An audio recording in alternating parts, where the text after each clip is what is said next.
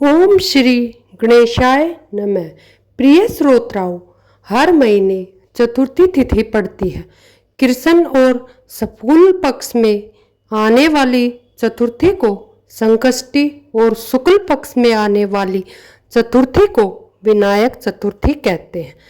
चतुर्थी तिथि विघ्नता भगवान गणेश और चौथ माता को समर्पित है। फाल्गुन मास के कृष्ण पक्ष की चतुर्थी को द्विजप्रिय संकष्टी चतुर्थी भी कहते हैं। इस दिन भगवान गणेश जी और चंद्र देवता की पूजा का विधान है। इस साल की द्विजप्रिय संकष्टी चतुर्थी पर सुकर्मा योग बन रहा है। आइए जानते हैं संकष्टी चतुर्थी की तिथि और शुभ मुहूर्त के साथ साथ चंद्रोदय के समय के बारे में। और संकष्टी चतुर्थी का अर्थ होता है वह चतुर्थी जो समस्त संकटों और कष्टों का निवारण करती हो और भगवान गणेश जी के आशीर्वाद से इस व्रत को रखने वाले भक्तों के जीवन में सुख समृद्धि, ज्ञान, बुद्धि और शुभता आदि की फलों की प्राप्ति होती है।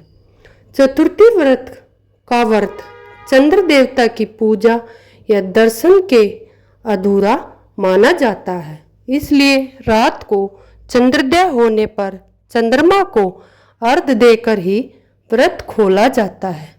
व्रत में नमक का या किसी भी प्रकार के अन्न का सेवन नहीं किया जाता। इस बार चतुर्थी तिथि 5 फरवरी गुरुवार को 12 बजकर होगी और बुधवार की मध्य रात्रि देर रात 12 बजे के बाद का समय होगा। तब से चतुर्थी तिथि प्रारंभ हो रही है। चतुर्थी तिथि गुरुवार को पूरा दिन रहेगी और देर रात 12:22 पर समाप्त होगी, क्योंकि इस बार गुरुवार को पूरा दिन ही चतुर्थी तिथि रहेगी।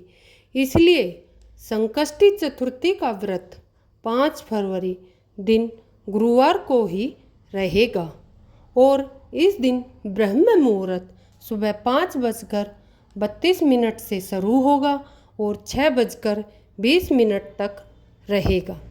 सूर्योदय होगा सुबह 7 बजकर, सूर्यास्त होगा 6:12 पर। अभिजीत मुहूर्त दोपहर 12:18 से 1:02 तक रहेगा। अमृतकाल दोपहर 3:31 से 5:10 तक रहेगा। राहु काल दोपहर 1:30 से शुरू होगा और 3 बजे तक पूरा दिन रहेगा और इस दिन पूरा दिन ही सुकर्मा योग रहने वाला है। सुकर्मा योग को किसी भी शुभ काम करने के लिए या किसी भी खास उपाय को करने के लिए अच्छा माना जाता है। प्रातःकाल पूजा मुहूर्त सुबह 5:49 पर शुरू होगा और 7:07 तक रहेगा। सायकाल पूजा मुहूर्त शाम 6 बजकर शुरू होगा और 7:22 तक रहेगा। चंद्रोदय होगा 5 फरवरी गुरुवार को रात 9:39 पर।